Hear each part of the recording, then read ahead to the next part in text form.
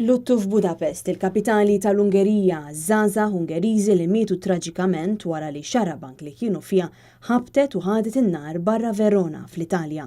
Quddiem l-iskola tas-16 student li mietu kontinwament qed jinġabru mijiet ta' persuni jpoġġu bukketti tal-fjuri. Mal-ammont ta' mejta issa żdied għall-lem tal-edukazzjoni fiżika li daħal diversi drabi fix-xarabank taqbad biex isalva l-itfal li kien hemm maqbuda ġewwa. L-allem ma jnexxilux isalva żewġ studenti ta' 30 u 18-il sena.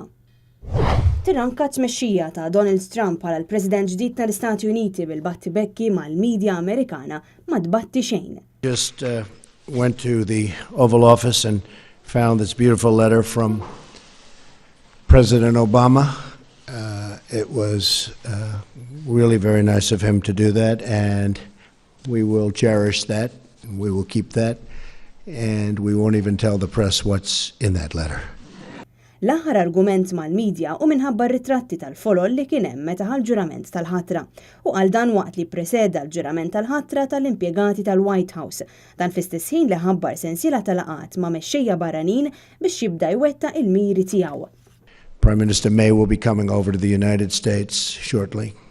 We're also meeting with the Prime Minister of Canada, and we will be meeting with the President of Mexico, who I know, and we're going to start some negotiations having to do with NAFTA. Xeni kaotiċi quddiem il-kwartieri ġenerali tal-Unjoni Ewropea fi Brussell. Dan kif bdiewa ferxu trab tal-ħalib bi protesta l-deċiżjoni li jitpoġġa fis-suq aktar minn 22,000 tunnellata ta' trab tal-ħalib li kien miżmum mis-suq, pass li qalu li se jkompli joqtol l-industrija tal-ħalib. Il-Gvern Eġizzjan ħabbar li kienet jaħdem biex jorganizza taħdidiet diretti bejn il-mexxejja tal-gruppi avversarji ta' ġellieda fil-Libja. Dan tħabbar mill-Ministru tal-Affarijiet Barranin Eġizzjani kif sejjaħ laqa għal ministri kollegi mill-pajjiżi ġirien tal-Libja. Il-Ministru Eġizzjan qal ir-rieda biex tkun organizzata laqa kienet hemm. Ċelebrazzjonijiet fil-Gambja kif truppi mill-punent tal-Afrika daħlu fil-kapitali biex jipproteġu l-wasta tal-President ġdid Adama Barrow.